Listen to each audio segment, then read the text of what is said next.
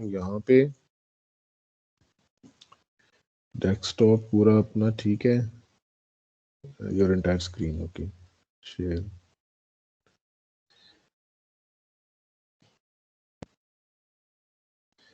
ले जी, अभी आपको यस मेरी सर। स्क्रीन नजर आ रही है? ठीक है। Yes sir. जी सर।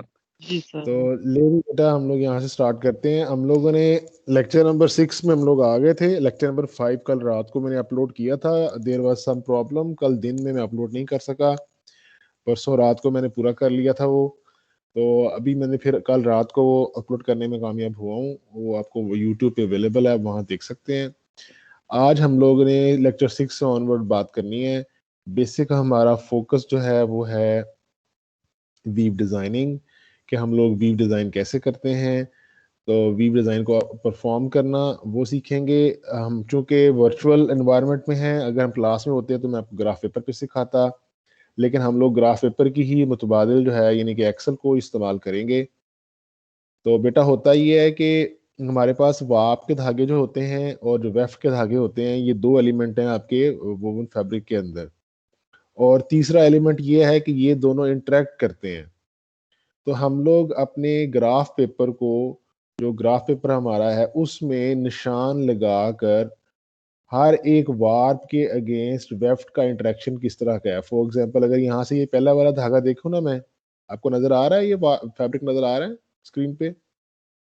जी सर। ठीक है। ये जो यस पहले सर, वाला आ रहा वार्प का है। धागा है, ये इसका जो पहले वाला वेफ्ट है, ये इसके नीचे से गुजर रहा है। ठीक है। वार्प का धागा, ये देखेंगे, ये क्रॉस सेक्शन में भी दिखाया हुआ है कि ये जो डार्क लाइनें या नीचे नजर आ रही हैं, ये वेफ्ट है। और ये जो व्हाइट कलर का जो डॉट नजर आ रहा है, ये वार्प है। तो वार्प ये पहले वाले वेफ्ट में, पहले वाला वेफ्ट ये दिखाया हुआ है, क्रॉस सेक्शन दिखाया हुआ है। तो क्रॉस सेक्शन में आपको नजर आ रहा है कि ये व्हाइट वाला जो धागा है नीचे है, यानी वार्प नीचे है। और इसके यहाँ पर ये दिखाया हुआ है कि ये जो क्रॉस सेक्शन नजर आ रहा है, ये आपको नजर आ रहा है वाप के धागे का। ये मे भी ऊपर की तरफ है, ये इस तरफ इसका ऊपर है। तो ये, सॉरी, इस तरफ इसका नीचे है। तो वाप का धागा ऐसे नीचे नजर आ रहा है। तो ये वाली साइड पे वाप नजर आ रहा है, इसका क्रॉस सेक्शन यहाँ नजर आ रहा है, वेफ का क्रॉस सेक्शन। और वैसे हमें कपड़े टॉप से हम देख रहे हैं तो हमें इस तरह का नजर आ रहा है। अगर हम सिर्फ टॉप वाले हिस्से को कंसिडर करें, तो आप देख रहे हो कि पहले वाला वार पहले वाले वेफ्ट के नीचे से गुजर रहा है।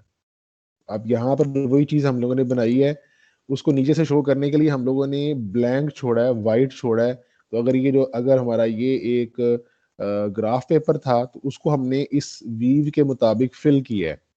तो फिल करने में हमें नजर आ रहा है कि जो वाइट वाला पोर्शन है, वो ये रिप्रेजेंट कर रहा है जिस तरह से कपड़े में वार्प का धागा नीचे से गुजर रहा हो। ठीक है। तो अगले अगले वाले वेफ्ट के ऊपर सेम यही वाला वार्प अगले वाले सेकंड वाले वेफ्ट के ऊपर ऊपर से गुजर रहा है। तो ये ऊपर से गुजरने को हम लोगों ने यहाँ पर डार्क कलर फिल किया है, ब्लैक कलर फिल किया है। तो ये ब्लैक वाला निशान जो है ग्राफ पेपर में, वो इस वाले कपड़े के वार्प के ऊपर से गुजरने को जाहिर कर रहा है। और फिर देखें, इसके आगे यही वाली तरतीब बार बार चल रही है। फिर हमारे पास दोबारा फिर वेफ्ट जो है वो ऊपर से गुजर रहा है, फिर वाप ऊपर से गुजर रहा है, फिर वेफ्ट ऊपर से गुजर रहा है, फिर वाप ऊपर से गुजर रहा है। तो यही वाला कॉम्बिनेशन हम पूरे कॉलम में हम लोगों ने यहाँ फिल कर दी है। यानी जब भी हमारे पास वेफ्ट ऊपर से गुजर रहा है तो हम लोग उसको वाइट फिल कर रहे हैं।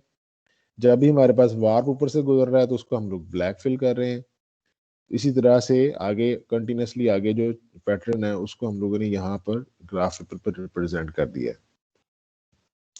सेकंड वाले अगर हम वार्प को देखें, तो सेकंड वाला वार्प जो है पहले वाले वेफ्ट के ऊपर से गुजर रहा है। तो ये ब्लैक वाला निशान पहले आया है। उसके बाद सेकंड वाला जो वेफ्ट है, और सेकंड वाले वार्प के में अगर देखें गौर तो करें, तो यहाँ पर वेफ्ट जो है ऊपर से गुजर रहा है। तो चूंकि हमने वेफ्ट को वाइट ब्लैंक से रिप्रेजेंट किया, तो ये सेकंड वाला जो कॉलम, सेकंड वाला जो खाना है यहाँ पर ग्राफ पेपर में, वहां पर वाइट फिल किया है। और इसी तरह से यही जो कॉम्बिनेशन है वो बार बार ऊपर रिपीट हो रहा है, ब्लैक फिर वाइट, ब्लैक फिर वाइट। यानी कि यहाँ पर वार्प अप है, यहाँ वेफ्ट अप है, फिर warp up weft up, warp up weft up. तो इसी तरह से अगर हम लोग आगे की तरफ जाएं, ये वेफ्ट के लॉन्ग देखें, तो हमारे पास यही पैटर्न बार बार रिपीट हो रहा है। ये जो टू कॉलम्स और टू रोज का ये जो शुरू का कॉम्बिनेशन है, यही पूरी जगह पर रिपीट हो रहा है। अगर आप गौर करें तो इस फिगर के अंदर भी एक छोटी सी कलर की ब्लैक कलर की लाइन यहाँ रिप्रेजेंट की हुई है, जो ये शो कर रहा है कि ये इसका रिपीटिंग यूनिट है। तो हर जो वीव डिजाइन है उसमें हमारे पास एक रिपीटिंग यूनिट आता है जो बार बार रिपीट होता है। हमें कम से कम एक वीव डिजाइन एक रिपीटिंग यूनिट के बराबर बनाना लाजमी होता है। हमें मेंशन करना होता है कि ये इसकी रिपीट है। तो अभी मैं एक दफा रिवाइज करता हूँ क्या किया हम लोगों ने। कपड़े के अंदर वार्प के धागे होते हैं और वेफ्ट के धागे होते हैं। हर वार्प का धागा हर वेफ्ट के धागे के साथ इंटरेक्शन कर रहा होता है। ये इंटरेक्शन सिर्फ दो ही तरह का होता है, या वार्प ऊपर से गुजरेगा या वार्प नीचे से गुजरेगा। तो हम लोगों को एग्जैक्टली ये सारी की सारी सूरत हाल हम लोग ग्राफ पेपर पे बड़ी अच्छी तरीके से रिप्रेजेंट कर सकते हैं। तो कैसे रिप्रेजेंट कर सकते हैं कि आपके पास ब्लैंक ग्राफ पेपर है और हम लोग इसमें दो सिंबल यूज करते हैं, एक वार्प के ऊपर गुजरने की वजह से और एक वार्प के नीचे गुजरने की वजह से। इसको हम ऐसे भी कह सकते हैं कि एक वेफ्ट के नीचे से गुजरने की वजह से और एक वेफ्ट के ऊपर गुजरने की वजह से। तो वार्प और वेफ्ट इनमें से किसी एक के बारे में अगर बता देंगे तो दूसरा अल्टीमेटली अंडरस्टूड होगा वो कहाँ पर है। अगर हम सिर्फ वार्प के लिहाज से बता दें, ये कह दें कि वार्प ऊपर है या वार्प नीचे है, तो हमें अल्टीमेटली समझ आ जाएगी कि वेफ्ट कहाँ पर है। तो आम तौर पर हम लोग इसको वार्प के लिहाज से डिस्क्राइब कर देते हैं, वेफ्ट ऑटोमेटिकली अंडरस्टूड होता है। अब ये इसके अंदर हमारे पास जहां जहां ब्लैंक है वो ये शो कर रहा है कि वार्प नीचे से गुजर रहा है, यानी कि वेफ्ट ऊपर से गुजर रहा है। और जहां जहां ब्लैक है, जहां फिल किया हम लोगों ने डार्क कलर में, वो ये शो कर रहा है कि वार्प ऊपर से गुजर रहा है, यानी कि वार्प के ऊपर से गुजरने का मतलब है कि वेफ्ट नीचे से गुजर रहा है। तो हम सिर्फ वार्प के लिहाज से बता रहे हैं। तो ये पहले वार्प डाउन है, फिर अप है, फिर डाउन है, फिर अप है, फिर डाउन है, फिर अप है। नेक्स्ट वाले कॉलम में, नेक्स्ट वाले वार्प में आपके पास वार्प पहले वाला वार्प अप है, फिर डाउन है, फिर अप है, फिर डाउन है, फिर अप है, फिर डाउन है। तो आम तौर पर हम लोग इसी तरह से कलर कॉम्बिनेशन यूज करते हैं और उसको बनाते हैं। तो हम लोग इसके अलावा भी सिंबल इस्तेमाल कर सकते हैं, लेकिन generally black and white symbol is enough for today's discussion. तो हम इसी को आगे लेके चलते हैं। तो याद रखें हमारे पास हम लोग दो तरह के सिंबल यूज करेंगे, एक वार्प अप के लिए और एक वार्प डाउन के लिए। इसीलिए हम लोगों ने एक ब्लैक यूज किया था, एक वाइट यूज किया था। हमेशा हम लोग एक रिपीट के अंदर हमें नंबरिंग करनी होती है। हम नंबरिंग करते हैं ताकि हमें पता चले कि हमारे एक रिपीट में कितने वार्प और कितने वेफ्ट हैं। तो जब भी आप डिज़ाइन बनाएं तो आप कम से कम पहला और आखिरी नंबर ज़रूर लिखें ताकि पता चले कि ये स्टार्टिंग एंड है हमारा और ये फिनिशिंग एंड है एक रिपीट के अंदर। देन हमें एक रिपीट के हिस्से को एक्चुअली मेंशन करना होता है। तो आमतौर पर ऐसे किया रहता है कि एक डार्क लाइन जो है वो रिपीटिंग यूनिट पे लगा दी जाती है, या अगर आप डार्क लाइन नहीं लगा सकते, डिज़ाइन बहुत बड़ा हो, तो हम लोग नेक्स्ट रिपीट का पहले कॉलम का जो फिल करते हैं हम लोग डार्क कलर में, वो किसी और कलर में फिल कर देते हैं ताकि पता चल जाए कि इसके आगे, इससे पीछे पीछे हमारी रिपीट पूरी हो गई है, वार्प के लिहाज से भी और लेफ्ट के लिहाज से भी। ये अभी भी करके दिखाता हूँ, अभी आपको क्लियर हो जाएगा कैसे किया हम लोगों ने। और इसी तरह से हमें जब हम लोग एक वीव डिज़ाइन बना लेते हैं तो हमें उसका नाम लाजमी मेंशन करना होता है कि भाई हमने ये क्या बनाया है, ताकि बाद में हमारे पास रेफरेंस हो तो कि हम लोगों ने जो वीव डिज़ाइन बनाया था इसका क्या मकसद था। तो अब इसको हम लोग मैं इसको करके दिखाता हूँ आपको। यकीनन आपको मेरी स्क्रीन, अभी आपको मेरी स्क्रीन नज़र आ रही है क्या? यस सर, जी आ सर। रही है। Yes sir. क्या नज़र आ रहा है मेरी यस स्क्रीन सर।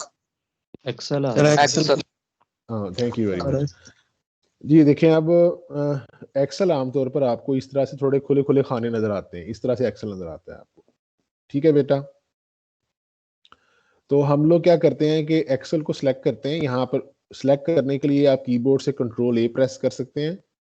कंट्रोल ए प्रेस अगर आप नहीं करना चाहते तो आप ये जो लेफ्ट टॉप के ऊपर ये जो एक छोटा सा एरो नजर आ रहा है आपको ये, ठीक है, इस पे जी अगर सर। आप क्लिक करते हैं, अगर आप ऐसे कर्सर पे क्लिक करेंगे तो यू वुड सी कि आपकी पूरी शीट सेलेक्ट हो जाएगी।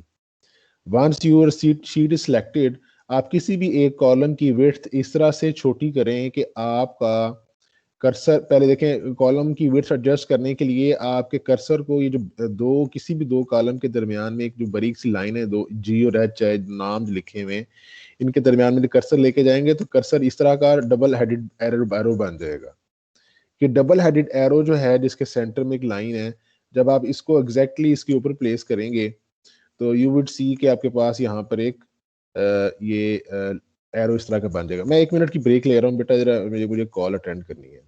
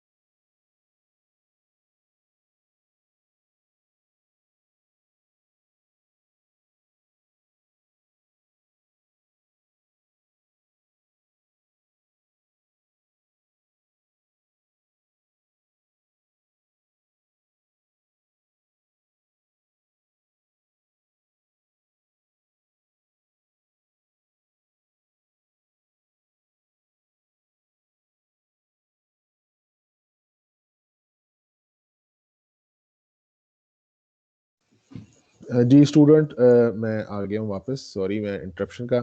तो मैं आपको बता रहा था कि जब आप ये पूरी शीट सेलेक्ट कर लेंगे, आपको मेरी आवाज आ रही प्लीज? जी सर। जी सर। तो अभी आप जो ये शीट है, इसमें कर्सर अगर आप दो कॉलम्स के दरमियान में लेके जाएंगे तो आपका कर्सर जो है इस तरह का डबल एरो बन जाएगा और दरमियान में एक लाइन आ रही है। जब आप इस पे क्लिक करके आपने ड्रैग करना है, क्लिक करना है और माउस के क्लिक को छोड़ना नहीं है। अभी आप इसको ड्रैग करेंगे तो जब ड्रैग करेंगे तो अब आप देखें कि आपका जो कॉलम जिसको आप चेंज कर रहे हैं वो आपको स्क्वायर में शक्ल में नजर आना चाहिए। Once you see it square you leave the mouse. अभी ये स्क्वायर बन गया, आपके सारे कॉलम स्क्वायर्स हो गए। ठीक है, तो हम लोग अपनी आसानी के लिए क्या करते हैं कि हम लोग इसको मिमिक करने के लिए कि हमारी ये शीट है, ग्राफ पेपर की शीट है, हम तमाम जगह बॉर्डर लगाते हैं, लेकिन बॉर्डर हमने रेड कलर का लगाना है। तो हम लोग सबसे नीचे वाली ऑप्शन में आते हैं, ये देखें आप होम के टैब में गए हैं, होम के टैब में यहाँ बॉर्डर्स की ऑप्शन में गए हैं, ड्रॉप डाउन पे आपने क्लिक किया है तो सबसे नीचे ऑप्शन है मोर बॉर्डर्स।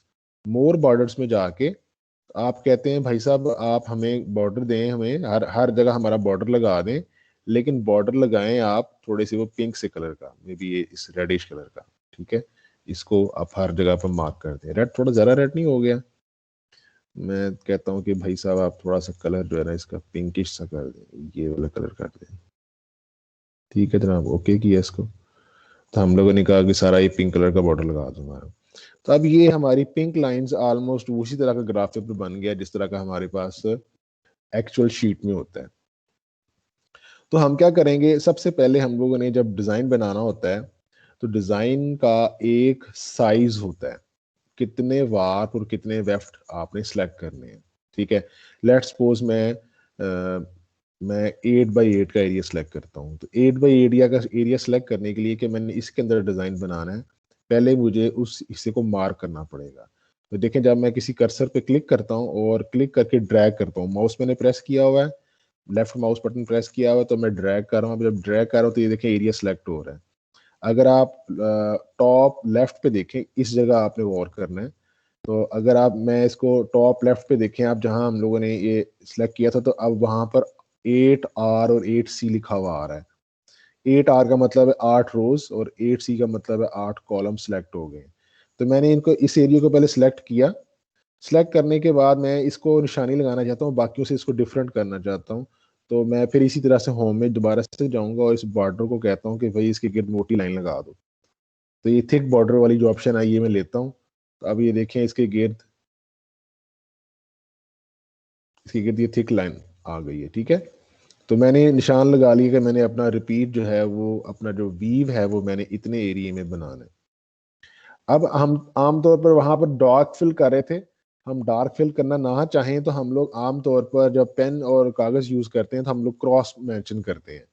तो क्रॉस मेंशन करने के लिए वही पैटर्न जो अभी हम लोग बना रहे थे वही हम लोग आते हैं। तो आई यूज कीबोर्ड से मैं एक्स यूज करता हूँ, एक्स यूज करके मैं अपने कीबोर्ड से दाएं और बाएं का कर्सर यूज कर रहा हूँ।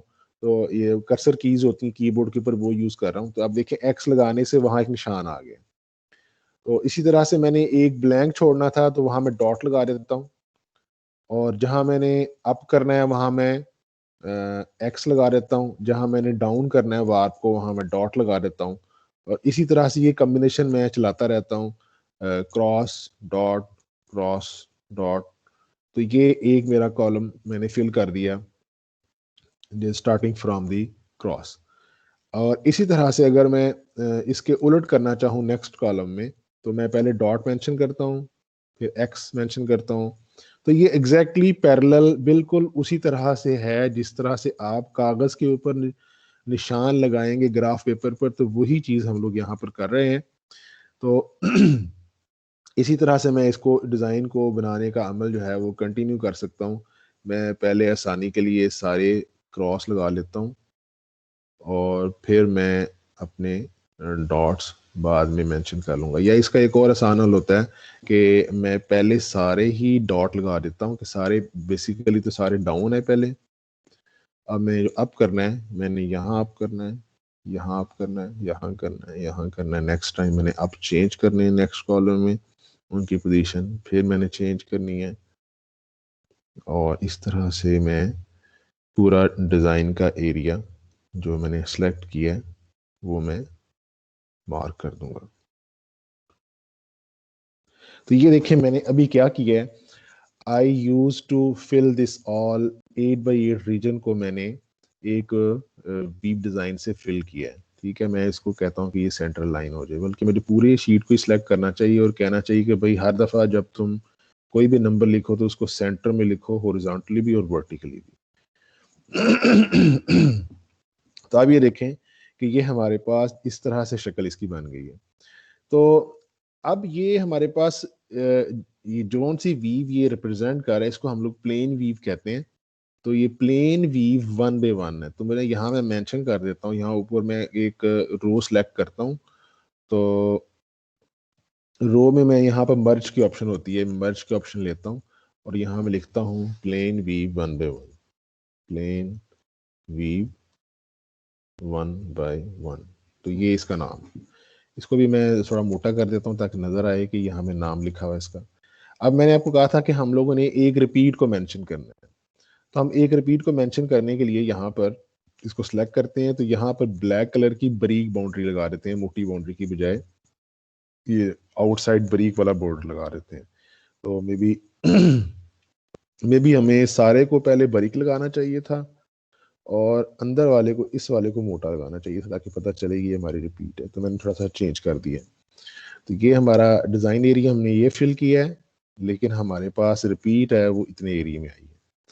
अब जब भी आप लोग डिज़ाइन बनाते हो ना तो आपको मैं यहाँ पर लिख देता हूँ साथ साथ हम लोग क्या कर रहे हैं। फॉर एग्जांपल हमने डिज़ाइन एरिया लिया था और फिर हमने रिपीट साइज यहाँ लिया है। तो इसको मैं यहाँ मेंशन कर देता हूँ कि हमने लिया था हमारा डिज़ाइन एरिया था, डिज़ाइन साइज या डिज़ाइन एरिया था हमारा हमने लिया है वो 8x8। ऐसे लिखते हैं 8x8, ठीक है। और जो हमारा रिपीट साइज है, रिपीट साइज हमारे पास आया है वो है 2x2। अच्छा अब ये एक तो लिखने के मुताबिक है ना कि रिपीट साइज 2x2 आया, लेकिन हमें एक पता कैसे चला कि ये 2x2 है। तो हम लोगों ने यहाँ मार्किंग करनी है। हम लोग कहते हैं कि वार्प नंबर 1 है, ये वार्प नंबर 2 है। इसके अगर आगे आगे देखें तो तमाम वार्प जो हैं वो इसके मुताबिक है। पहले वाला देखें इसको कैसे मुताबिक है, इसकी तरफ मैं आता हूँ। ठहरे पहले मैं नंबरिंग इसकी पूरी कर लूँ। मैं नंबरिंग थोड़ी सी एक कॉलम छोड़ के करता हूँ, 1 2, ठीक है। अब अब पहले इसको ना, इससे पहले कि मैं आपको इसके रिपीट साइज की तरफ और बाकी तरफ लेके जाऊं, लेट मी हेल्प यू कि इसको रीड कैसे करते हैं। तो अगर आपसे कोई कहे कि मुझे इसको वीव को रीड करो, तो मैं इसको वीव को रीड ऐसे करूंगा कि मैं पहले कॉलम को लूंगा और उसके पहले वेफ्ट को लूंगा। ये पहला कॉलम ये है, पहला वार्प ये है और पहला वेफ्ट ये है। तो I read it one up. कितने अप है ये? एक दफा अप है। और कितनी दफा ये डाउन है? एक दफा डाउन है। तो मैं सिर्फ पढ़ूंगा वन अप वन डाउन। इनमें वार्प के लिहाज से बता रहा हूँ कि वार्प पहली दफा ऊपर है और अगली दफा नीचे है। तो मैं ऐसे पढ़ूंगा वन अप वन डाउन। अब देखो कि अगर मैं देखूं तो इसके बाद यही पैटर्न बार बार रिपीट हो रहा है, one up one down, one up one down, one up one down. तो अब असल में इस पूरे कॉलम में जो रिपीटिंग यूनिट हुआ वो पहले दो वेफ्ट पे ऊपर हुआ। रिपीटिंग यूनिट जो है वन अप वन डाउन यहाँ पर है। और अगर नेक्स्ट टाइम देखूं मैं नेक्स्ट वाले कॉलम में देखूं मैं, तो वहां पर ये पहले वाले से डिफरेंट है। पहले यहाँ पर वन अप वन डाउन था, यहाँ वन डाउन वन अप है। तो पहले सेकंड वाले में है वन डाउन वन अप, फिर उसके बाद फिर one down one up, one down one up, one down one up. तो हर दफा ये वन डाउन वन अप का कॉम्बिनेशन है। तो एक्चुअली ये जो पहले दो वेफ्ट हैं, इन्हीं की वीव अगले वाले पूरे कॉलम में रिपीट हो रही है। तो हम ये कह सकते हैं कि ये और इसके बाद अगर देखें थर्ड वाला जो कॉलम है उस पर देखें, तो थर्ड वाला कॉलम एग्जैक्टली पहले वाले कॉलम की तरह है। और इसी तरह से हर एक जो ऑड नंबर है, थर्ड के बाद फिफ्थ, फिफ्थ के बाद सेवंथ, वो पहले की तरह है। तो हम ये कह सकते हैं कि पहले वाला धागा है वो तीसरे पांचवें सातवें पर दोबारा फिर उसका डिजाइन डुप्लीकेट हो रहा है। तो repeat would be from here. इसी तरह से सेकंड वाला देखें तो वो फोर्थ, सिक्स्थ और एट्थ पे कॉपी हो रहा है। तो हम ये कह सकते हैं, बिल्कुल श्योरिटी से कह सकते हैं कि हमारा जो वीव डिजाइन है उसका रिपीटिंग यूनिट जो है, जो वो हमारे पास दो वार्प और दो वेफ्ट के ऊपर है। तो इसलिए हमने इसको लिखा है दो, टू बाई टू का मतलब है, इस repeat size two by two का मतलब है कि हमारी जो वीव है वो दो कॉलम चौड़ी है, यानी दो वार्प के ऊपर है, और दो वेफ्ट चौड़ी है। इसका मतलब है कि दो वेफ्ट के बाद वो रिपीट होना शुरू हो जाता है। तो रिपीट साइज मेंशन करते हैं हम लोग। रिपीट साइज मेंशन करने का एक तरीकाकार ये होता है कि हम लोग उसके गिर्द बाउंड्री लगाते हैं।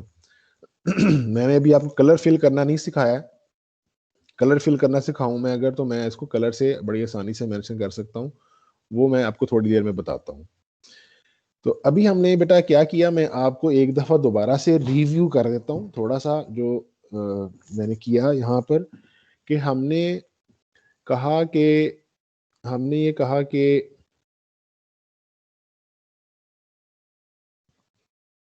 हमने ये कहा कि हम अपने डिज़ाइन को, अपने कपड़े में जो डिज़ाइन है, कपड़े का जो वीव का जो पैटर्न है, वार्प और वेफ्ट के इंटरेक्ट करने का जो पैटर्न है, इसको हम लोग ग्राफ पेपर पर रिप्रेजेंट कर सकते हैं। ग्राफ पेपर पर रिप्रेजेंट इसलिए कर सकते हैं कि हमारे कपड़े में जो कॉलम्स होते हैं वो वार्प के होते हैं, और जो हॉरिजॉन्टली जो रोज होती हैं तो वो हम लोग उसको उनको कह सकते हैं कि वो रोज हैं। तो ये कॉलम और रोज एग्जैक्टली रिजेंबल करते हैं हमारे ग्राफ पेपर के बॉक्सेस को। और तीसरी चीज ये थी कि ये जो वार्प है और वेफ्ट है, इसमें या वार्प ऊपर होता है या वार्प नीचे होता है। यानी कि कॉरस्पॉन्डिंगली ये वेफ्ट ऊपर से गुजरा होता है या नीचे से गुजरा होता है। तो ये दो पोजीशनें जो हैं वार्प की, इसको हम लोग या तो फिल करके बॉक्सेस को या ब्लैंक छोड़ के रिप्रेजेंट कर सकते हैं। तो हम लोग होल हार्टेडली पूरी तरह से कंप्लीटली अपने वार्प और वेफ्ट के कॉम्बिनेशन को कपड़े के अंदर एक ग्राफ पेपर की मदद से हेल्प में कर सकते हैं रिप्रेजेंट करने में।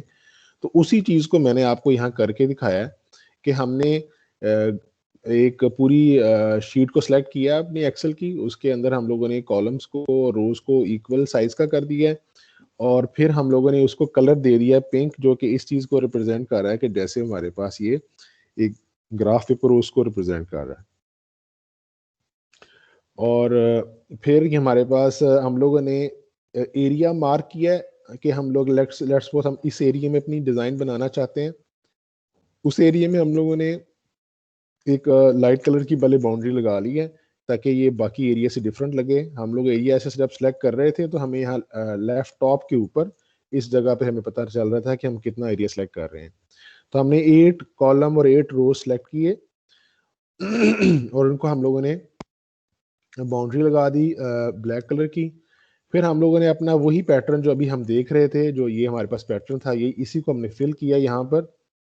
और इस दफ़ा फिल करते हुए हम लोगों ने बजाय इसके कि हम लोग कलर फिल करते, बॉक्स में कलर फिल करते, हम लोगों ने सिंबल यूज़ किया है। ये क्रॉस का मतलब है वार्प अप और डॉट का मतलब है कि वार्प नीचे से गुजर रहा है। तो ये हमने सारा फिल कर दिया। ये था हमारा आम तौर पे हम लोग ये काम करते हैं। फिर हमने मेंशन किया कि हम कौन सी वीव बना रहे हैं। तो ये हमारे पास प्लेन वीव थी, इसका नाम है प्लेन वीव 1x1। ठीक है। फिर हम लोगों ने ये देखा कि इसमें रिपीटिंग यूनिट क्या है।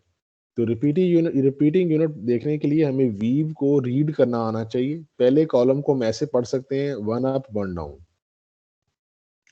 तो 1 अप 1 डाउन की रिपीट ही आगे ऊपर चल रही थी, और इसी तरह से सेकंड वाले कॉलम में 1 डाउन 1 अप था और यही चीज ऊपर चल रही थी। तो हमने कहा कि जो वेफ्ट वाइज इसकी रिपीट है ना, वो 2 वेफ्ट के ऊपर है।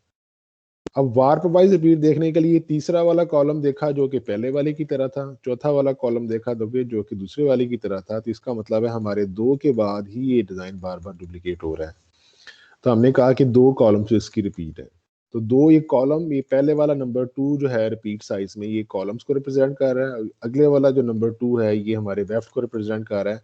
तो 2x2 हमने कहा इसका रिपीट साइज है। अब मैं आपके सामने एक और एग्जांपल रखता हूँ। आपने मुझे बताना है कि उसका रिपीट साइज क्या है। ठीक है। तो यहाँ मैं आपके सामने एक नई वीव बना रहा हूँ। अगेन मैं 8x8 का एरिया लेता हूँ। इस दफ़ा मैं थिन वाला बॉर्डर लेता हूँ और मैंने अब यहाँ पर कुछ इस तरह से फिल करता हूँ। मैं पहले सारे डिज़ाइन को, सारे कॉलम्स और रोज को पहले मैं डाउन कर देता हूँ और फिर मैं यहाँ पे फिल करता हूँ। ये वाला बॉक्स में अप में फिल कर देता हूँ और ये वाला बॉक्स में डाउन्स में फिल कर देता हूँ। तो अगर मैं इसको अब सारी जगह पर कॉपी पेस्ट कर देता हूँ, अगर मैं इसको, तो इसमें मैं बॉर्डर सारे जो है हमारे पास, ये वाला कलर था,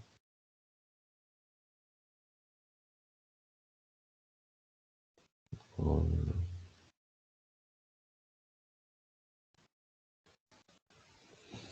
तो ये मैंने अब अगर आपको बनाया है तो इसी तरह से आप मुझे हमारा डिज़ाइन एरिया तो यही है, तो रिपीट साइज हमारा कितना है ये आपने बताना है मुझे। हाँ जी जनाब, इसका रिपीट साइज कौन बताएगा कि उसका रिपीटिंग साइज क्या है? इस डिज़ाइन में रिपीट साइज क्या आएगा, कौन मुझे बताएगा? सर 4x4 आएगा। हाँ जी, कोई और बंदा बताएगा?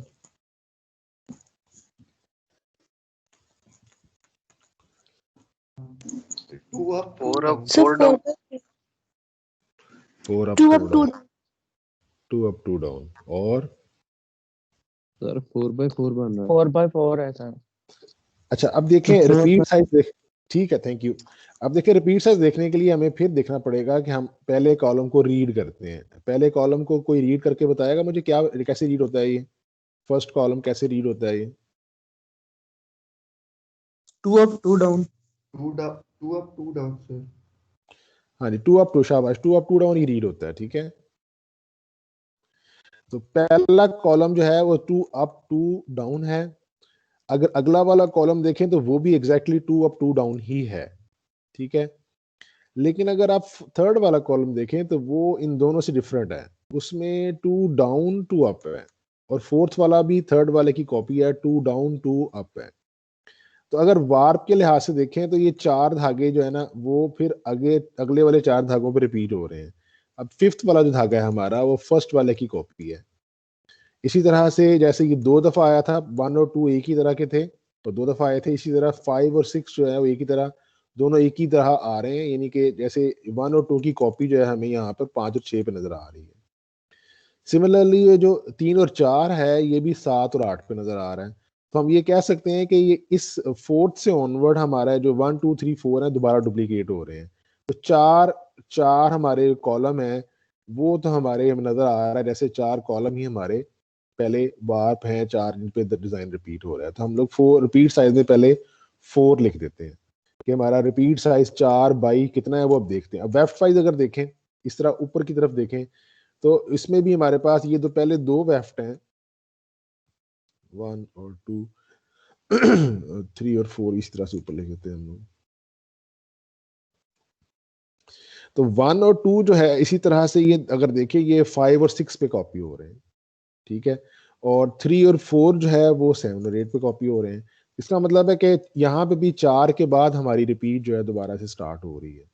तो हम कह सकते हैं कि हमारा रिपीट साइज जो है ना वो 4/4 पे है, ठीक है।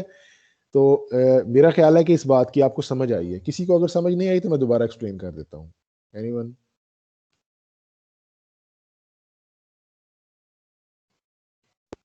सबको आगे समझ? अब ये देखें, इस डिजाइन को हम लोग क्या कहते हैं, इसको नाम क्या देते हैं?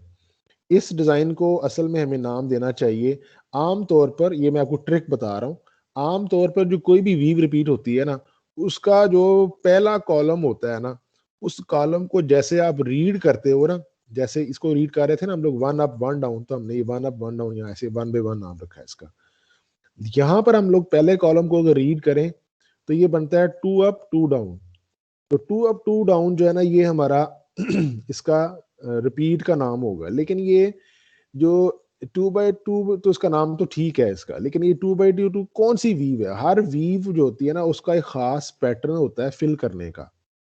मिसाल के तौर पर जो आपके पास प्लेन वीव या उसके जो डेरिवेटिव्स होते हैं, ये हमने ऊपर देखा था, ये प्लेन वीव थी और ये प्लेन वीव का डेरिवेटिव है, यानी प्लेन वीव की आगे मॉडिफिकेशन है। तो प्लेन वीव और जो उसके डेरिवेटिव्स होते हैं ना, वो इस बुनियाद पे काम करते हैं कि एक धागा या ग्रुप ऑफ धागे अ- अगले वाले अगले वाले ग्रुप की फॉर्म में पहले से बिल्कुल रिवर्स बिहेव करेंगे।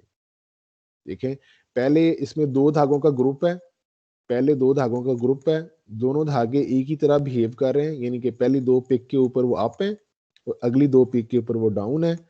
तो नेक्स्ट टाइम यही वाला दो का ग्रुप है, अगली दफा जो 2 धागे हैं वो पहले वाले 2 धागों के मुकाबले में बिल्कुल उलट बिहेव कर रहे हैं, यानी कि जहां पर पहले 2 धागे अप थे, अगले वाले 2 धागे डाउन है, या 2 धागे डाउन थे, अगली दफा वो अप है। यानी कि प्लेन वीव जो या उसके डेरिवेटिव्स होते हैं ना, वो इस बुनियाद पर कंट्रास्ट की बुनियाद पे होते हैं। जहां जो बिहेवियर आपको एक धागे या ग्रुप ऑफ धागों पे नजर आता है, नेक्स्ट ग्रुप के ऊपर वो रवैया आपको बिल्कुल ऑपोजिट नजर आएगा। तो ये है, इसको बोलते हैं बास्केट वीव या मैट वीव।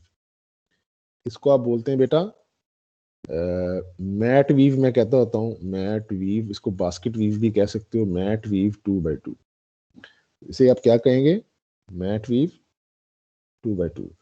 तो इसी तरह से आप मैट वीव 3/3 बना सकते हैं, मैट वीव 4/4 बना सकते हैं, मैट वीव 2/1 बना सकते हैं, मैट वीव 1/2 बना सकते हैं। अभी हम लोग ये इनकी इनकी इनकी डेरिवेशंस या इनको ड्राइव करना हम लोग सीखेंगे। आज का मेरा फोकस इस बुनियाद पर है कि हम लोग किस तरह से डिजाइन एरिया सेलेक्ट करते हैं, किस तरह से हम लोग रिपीट साइज सेलेक्ट करते हैं, वीव फिल कैसे करते हैं, अप कैसे रिप्रेजेंट करना है, डाउन कैसे रिप्रेजेंट करना है, हमने रिपीटिंग यूनिट कैसे मेंशन करना है। तो अब इसका रिपीटिंग यूनिट जो है ना वो 4/4 में पूरा हो जाएगा। तो हमें कंफ्यूजन से दूर करने के लिए बाकियों के नंबर हटा देने चाहिए ताकि हमारे कंफ्यूज ना हो हम लोग, ठीक है। हमने एरिया तो 8/8 लिया है, लेकिन हमने हमारी जो रिपीट साइज है वो 4/4 है। आमतौर पर बेटा ये करते हैं कि जो अगर आपने एक से ज्यादा रिपीटिंग यूनिट बनाने हो, जैसे उस ऊपर वाली वीव में भी था और इस वाले में भी था, तो हम लोग मल्टीपल टाइम्स बनाते हैं। मिसाल के तौर पर ये 4/4 पे है ना, तो आप जो जो डिजाइन एरिया लेंगे ना, वो या 8/8 पे होगा या 12/12 पे होगा। आप 10/10 पे लोगे तो ये हाफ हो जाएगा, अगली दफा यहाँ सिर्फ 2 धागे आएंगे, एक रिपीट के पूरे नहीं आएंगे। तो आमतौर पर कन्वेंशन ये है, बेहतर ये है कि आप या तो अपना डिजाइन एरिया कम अज कम रिपीट साइज के बराबर लो, या इसका मल्टीपल टाइम्स लो। यानी कि अगर रिपीट साइज 4/4 पे है तो आप 4/4 पे अपना डिजाइन एरिया ले सकते हैं। 8x8 पे ले सकते हैं, 12x12 पे ले सकते हैं, 16x16 पे ले सकते हैं। इस तरह से आप आमतौर पर करते हैं। तो या रिपीट साइज को आप अनइवन एसिमेट्रिक भी ले सकते हैं, लाजमी नहीं है एसिमेट्रिक को, आप 8x4 पे भी ले सकते हैं या 4x8 पे भी ले सकते हैं। तो डिज़ाइन एरिया जो है ना उसमें आपकी रिपीट पूरी पूरी आनी चाहिए, वो कटे ना। आमतौर पर हम लोग ये ऐसे करते हैं इसके अंदर। तो ये है आपका वीव डिज़ाइन। अब मैं आपको थोड़ी सी एक ट्रिक सिखा रहा हूँ ताकि आपका ये चीज़ आपकी ज़रा खूबसूरत नज़र आए। तो उसे हम बोलते हैं कंडीशनल फॉर्मेटिंग। क्या बोलते हैं? Conditional conditional form formatting. Conditional meeting. Formatting में जैसे हम लोगों ने बेटा सेलेक्ट किया था ना, पहले सबसे पहले सेलेक्ट किया था पूरे कॉलम्स और रोज को, हम एग्जैक्टली वैसे ही करने जा रहे हैं। हमने कॉलम्स और रोज को सिलेक्ट कर लिया है टॉप लेफ्ट पे क्लिक करने से या कंट्रोल ए प्रेस करने से कीबोर्ड से। ठीक है, this is simple, this is no confusion in it. अब हम लोगों ने यहाँ पर अगर देखें, हमारे पास ये इस रिबन टैब के ऊपर, ये होम वाले टैब है, इसके रिबन के ऊपर यहाँ पर एक ऑप्शन नजर आ रही है, इसका नाम है कंडीशनल फॉर्मेटिंग। इस कंडीशनल फॉर्मेटिंग में जब आप क्लिक करेंगे तो आपके सामने एक ड्रॉप डाउन खुल जाएगा। इस ड्रॉप डाउन में आपके पास आएगा एक ऑप्शन है, न्यू रूल भी ले सकते हैं लेकिन मैनेज रूल में ज्यादा बेहतर है कि आप वहां चले जाए। मैनेज रूल में गए आप, तो अभी आपके पास इस पूरी शीट में कोई रूल नहीं बना हुआ, कोई कंडीशनल फॉर्मेटिंग का रूल नहीं बना हुआ। तो हम लोग यहाँ से अपने पास से एक नया रूल बनाते हैं। हम नए रूल पे क्लिक करते हैं, न्यू रूल। उस न्यू रूल को हम लोग ये कहते हैं कि हमारे एक्सेल के अंदर जब भी हम लोग कुछ खास अल्फाज लिखें तो उस सेल का कलर चेंज कर दो। क्या कह रहे हैं बेटा? हम ये कहना चाहते हैं कि एक्सेल साहब आप ये काम करें कि जब हम लोग आपके सेल में कोई नंबर लिखें तो भाई साहब उस सेल का रंग आप खास कलर का कर दें, खास तरह का रंग कर दें उसका। तो ये ऑप्शन करने के लिए यहाँ से दूसरी वाली जो ऑप्शन है, format only cells that contains, इस सेकंड वाला जो रूल है ना, इसको हम लोग डिफाइन करना चाहते हैं, इसको हम लोग मुतारिफ करना चाहते हैं। तो हम सेकंड वाले रूल पे क्लिक करते हैं और अब हम कह रहे हैं कि भाई सेल वैल्यू जो है ना, यानी कि जो हमने लिखा हो वो किसके इक्वल हो, यानी कि क्या हम लिखें उसके अंदर। मसलन हमने एक्स लिखा था ना यहाँ पर, तो एक्स लिखा हो अगर, तो वहां पर तुम ब्लैक कलर का फिल कर दो। तो अब ये फॉर्मेट वाली ऑप्शन में गया हूं मैं और इसको मैं कहने लगा हूं भाई उसकी स्याही जो है, यानी कि जो टाइपिंग है उसको भी ब्लैक कर दो और उसके बैकग्राउंड में भी ब्लैक कलर फिल कर दो। तो अब आप जब ओके करेंगे और जहां कहीं एक्स लिखा होगा तो आप सारी शीट में वहां जहां जहां हमने एक्स लिखा था वो हमारे पास ब्लैक कलर का हो जाएगा। ठीक है, इसको ओके करते हैं। तो आप इसके सामने इंपॉर्टेंट ये है कि ये देखें यहाँ जहां लिखा हुआ ना अप्लाइज टू, ये अप्लाइज टू पूरी शीट के ऊपर हो, किसी खास रीजन में ना हो। खास रीजन में होगा तो जिस रीजन में नहीं होगा वहां पर ये चीज रूल अप्लाई नहीं होगा, इसको सारी शीट पर अप्लाइड होना चाहिए। बाज दफा आपको ये रूल लगता है कि अप्लाई नहीं हो रहा, तो आप यहाँ से आके वेरीफाई कर सकते हैं कि क्या ये पूरी शीट पर अप्लाई हो रहा है कि नहीं हो रहा। अगर नहीं हो रहा होगा तो आप ये वाला कर्सर, ये वाला निशान क्लिक करें और यहाँ पर पूरी शीट का ये जो कॉलम है ना लेफ्ट टॉप पे, इस पर दोबारा क्लिक कर दें एक दफा, और दोबारा जब आप आएंगे तो आप पूरी शीट पर ये अप्लाइड होगा। मैं ये अप्लाई का बटन दबा रहा हूँ, देखें जैसे मैं अप्लाई का बटन दबाऊंगा तो ये सारे जो एक्स है ना ये ब्लैक कलर के हो जाएंगे। अप्लाई किया है तो अब ये देखें सारे एक्स जो है ना वो ब्लैक कलर के हो गए। ठीक है, इसके मुकाबले में मैं एक नया रूल बनाना चाहता हूँ और मैं कहता हूँ भाई अगर उसके उस रूल में अगर हमने सेल के अंदर डॉट लिखा हो, डॉट लिखा हो जैसे हमने यहाँ डॉट लिखा था, तो उसको तुम वाइट फिल कर दो, उसके कलर भी वाइट फिल कर दो और उसका जो टेक्स्ट का कलर है यानी डॉट का कलर है वो भी आप वाइट कर दो। ओके करता हूँ, फिर ओके करता हूँ और जब अप्लाई करता हूँ तो आप देखिए सारे डॉट्स खत्म हो गए हैं और वहां पर ये ब्लैंक वाइट आ गया। अगर मैं कोई और कलर करना चाहूँ तो और भी कर सकता हूँ। लेट्स सपोज मैं इस दूसरे वाले वाइट से इस वाइट को फर्क करने के लिए मैं इसका कलर चेंज करता हूँ। मैं इस पर डबल क्लिक करता हूँ और मैं फॉर्मेट में जाके व्हाइट की बजाय हल्का सा ग्रे कलर ले लेता हूँ। फर्स्ट स्टेप पे ना जो ग्रे कलर का अभी यहाँ नजर आ रहा है, कुछ नजर आ रहा है, और फर्स्ट स्टेप पे ना ग्रे कलर का वो ले लेता हूँ मैं, इसको ओके करता हूँ।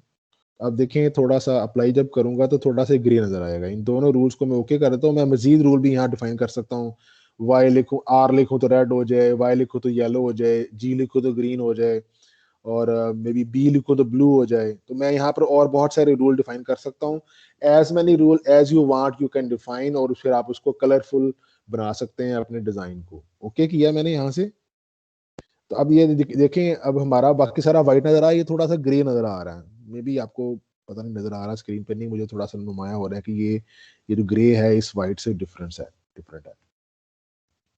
तो ले जी जनाब, ये मैंने आपको बताना था। अब अगर हम लोगों ने मेंशन करना हो कि यहाँ हमारी रिपीट खत्म हो गई है, तो हम इस वाली हम लोग आमतौर पर क्या करते हैं कि अगले वाले रिपीट में उसको ब्लैंक छोड़ देते हैं। यहाँ ब्लैंक छोड़ देंगे, बाकी सारी रिपीट चलती रहेगी। यहाँ हमने डेलिबरेटली ब्लैंक छोड़ा है कि भाई पता चले कि यहाँ हमारी रिपीट पूरी हो गई थी, या इसका कलर चेंज कर देते हैं, या बेहतर है कि हम इसका कलर चेंज कर दें। तो कलर चेंज करने के लिए हमें एक और रूल डिफाइन करना पड़ेगा। मैंने रूल में जाके हम कहते हैं भाई यहाँ नया रूल बनाओ। उस नए रूल में हमारे पास इक्वल टू में आई रूल मतलब आर लिखा हो तो रेड नजर आए वहां पर। तो यहाँ पे रेड नजर आए। ये फॉन्ट भी मैं इसका रेड कर देता हूँ यहाँ से। ओके किया इसको। तो जब मैंने आर लिखा होगा, अगेन रिमेंबर ये पूरी शीट पे अप्लाई होना चाहिए। जैसे जिस जगह ये अप्लाई हो रहा है वहां पे ये भी अप्लाई होना चाहिए। तो ये आर मैंने सारी शीट पे अप्लाई कर दिया। ओके किया। अब मैं यहाँ ब्लैक की जगह पे आर फिल कर देता हूँ ताकि मुझे पता चले यहाँ मेरी रिपीट पूरी हो गई है। इसी तरह से यहाँ मैं मेंशन कर देता हूँ आर, और यहाँ मेंशन कर देता हूँ आर, कि मेरे पता चल जाए जहाँ जहाँ मैंने अप करना था वहां मैंने आर कर दिया, इसको शो करने के लिए कि वहां मेरी रिपीट पूरी हो गई है। तो अभी पता चल रहा है यहाँ मेरी रिपीट पूरी हो गई है। तो इस तरह से मैं